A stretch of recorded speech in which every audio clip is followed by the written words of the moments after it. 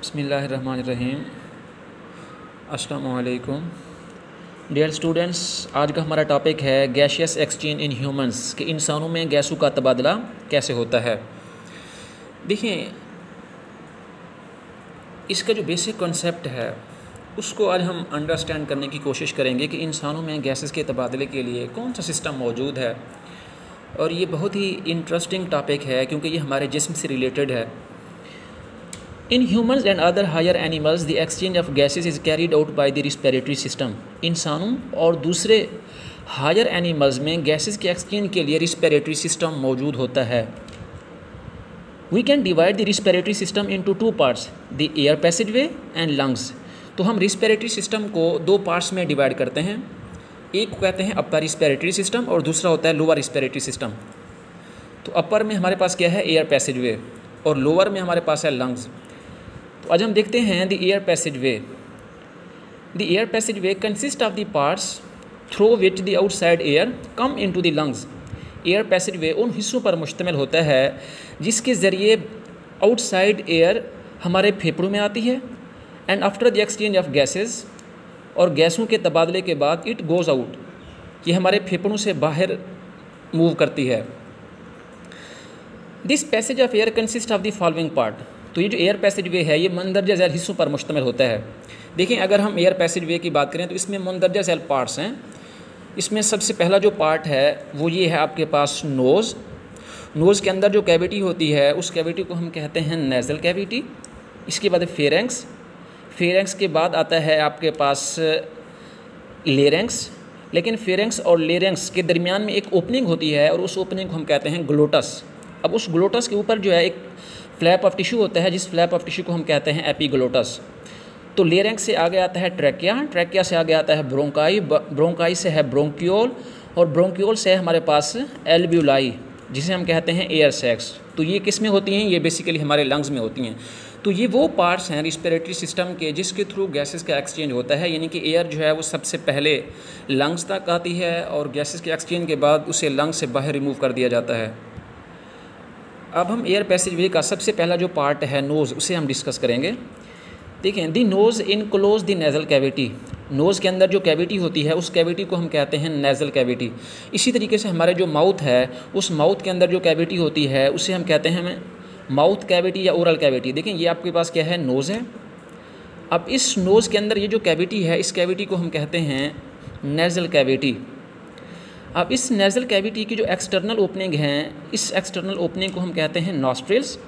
और इसी तरीके से इस नेज़ल कैविटी की जो इंटरनल ओपनिंग है उस इंटरनल ओपनिंग को हम कहते हैं फेरेंक्स। इस नेज़ल कैविटी के दरमियान में एक कॉमन वाल होती है, इसके दरमियान में एक कॉमन वाल होती है, और इस कॉमन वाल के थ्रू नेज़ल कैविटी को दो पार्ट्स में डिवाइड किया जाता है। अब ये जो नेज़ल कैविटी के पोर्शन हैं, इन पोर्शन में दो चीज़ें होती हैं, यानी कि एक तो इसमें फाइन हेयर्स होते हैं, यानी कि इसमें क्या होते हैं, फाइन हेयर्स, और प्लस इसमें क्या होती है, म्यूकस मेम्ब्रेन होती है। फाइन हेयर के साथ साथ इसमें क्या होती है, म्यूकस मेम्ब्रेन होती है। अब फाइन हेयर्स का काम ये होता है कि बाहर से जो एयर आती है उसमें जो डस्ट पार्टिकल हैं, उसमें जो पोल्यूटेंट होते हैं, जो जर्म्स होते हैं, उन तमाम को ये फाइन हेयर्स फिल्टर करते हैं एंड देन एयर को आगे मूव कराते हैं। इसके अलावा इसमें म्यूकस लेयर होती है। म्यूकस लेयर का काम ये होता है कि जो इनकमिंग एयर है, इनकमिंग एयर को मॉइस्चर भी करती है और उसको वार्म भी करती है, यानी कि उसको मॉइस्चर भी प्रोवाइड करती है। जिस तरीके से हम जानते हैं कि हमारा जो बैरूनी माहौल है ये सम टाइम जो है हमारा जो एक्सटर्नल इन्वायरमेंट है इसमें ज़्यादा गर्मियाँ होती हैं, सम टाइम इसमें सर्दी होती है। तो अगर वो गर्मियाँ होती हैं तो उस वक्त जो है एक्सटर्नल जो टेम्परेचर है वहाँ पे एयर में हाई टेम्परेचर की वजह से उसे मॉइस्चर किया जाता है, और सर्दियों में जो एयर आती है उसको वार्म किया जाता है और उसका टेम्परेचर जो है हमारे बॉडी के टेम्परेचर के इक्वल किया जाता है। अब जो नेज़ल कैविटी की इंटरनल ओपनिंग हैं उसे हमने नाम दिया था फेरेंक्स का। अब फेरेंक्स क्या है, फेरेंक्स एक मस्कुलर पैसेज है जो कि कॉमन होता है both for food and air, यानी कि जो फेरेंक्स है ये एक मस्कुलर पैसेज है और ये दोनों चीज़ें यानी कि इसमें से अगर खुराक आती है तो भी फेरेंक्स से पास होती है, अगर एयर आती है तो भी इसी फेरेंक्स में से पास होती है। तो फेरेंक्स जो है ये दोनों के लिए कॉमन है, फूड के लिए भी और इसके अलावा एयर के लिए भी कॉमन होता है। देखिए अगर हम इसी चीज़ को डायग्राम से देखें तो ये हमारे पास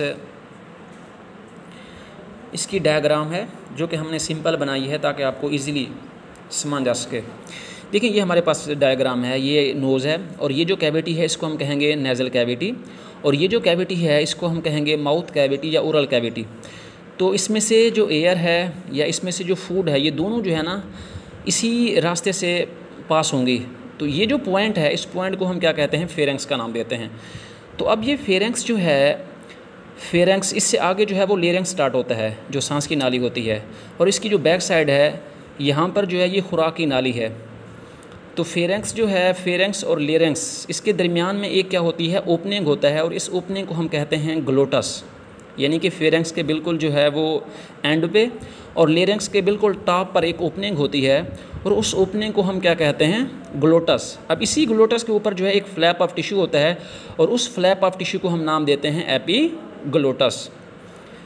तो इससे आगे दो स्ट्रक्चर्स जो है वो निकलते हैं, यानी कि एक जो है वो है रिस्पिरेटरी सिस्टम जो आगे की जानिब है, और इसकी बिल्कुल बैक साइड पे जो है वो हमारे पास है फूड कैनाल। यानी कि फेरेंक्स जो है उससे एक हमारे पास क्या आ जाएगा, लेरेंक्स, लेरेंक्स से आगे ट्रैकिया, और इसकी जो बैक साइड है यहाँ पर हमारे पास क्या होगा, एसोफिगस। तो एसोफिगस से आगे जो है वो स्टोमक स्टार्ट हो जाएगा।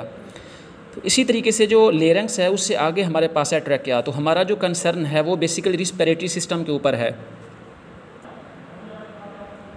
देखिए ये हमारे पास एक लेरेंक्स है, इसकी हमने सिंपल एक डायग्राम बनाई है। तो ये जो लेरेंक्स है, लेरेंक्स बेसिकली क्या है, एक बॉक्स है।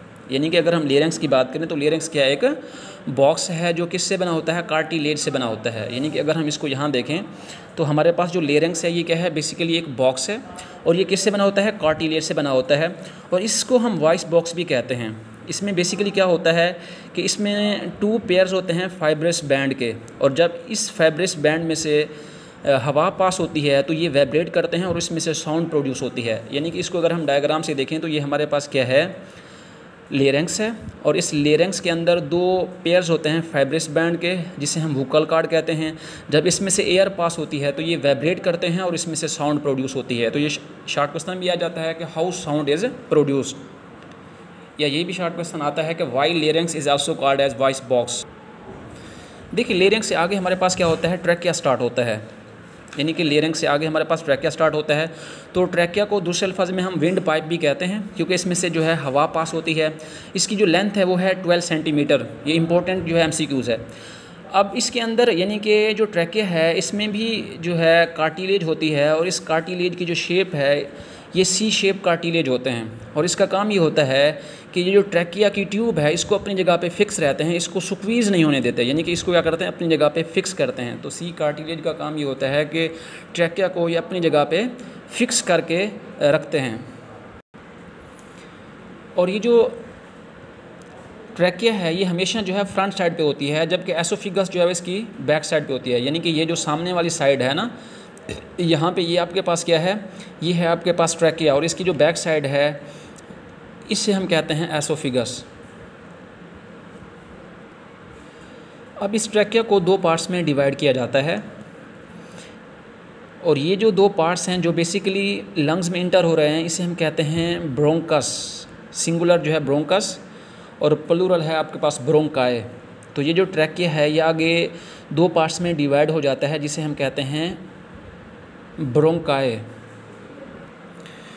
और हर ब्रोंकस जो है वो अपने अपने रिस्पेक्टिव जो लंग्स होते हैं उसमें ओपन्स होते हैं, और इसके अंदर भी कार्टिलेज का सिलसिला जो है वो जारी रहता है। तो ये जो ब्रोंकस हैं या ब्रोंकाई हैं ये मज़ीद जो है वो फर्दर क्या करते हैं, अपने आप को डिवाइड और सब डिवाइड करते हैं। तो इसमें बहुत सारे जो है वो छोटे छोटे ट्यूब्यूल्स बनते जाते हैं, और इन छोटे छोटे ट्यूब्यूल्स को हम नाम देते हैं ब्रोंक्यूल्स।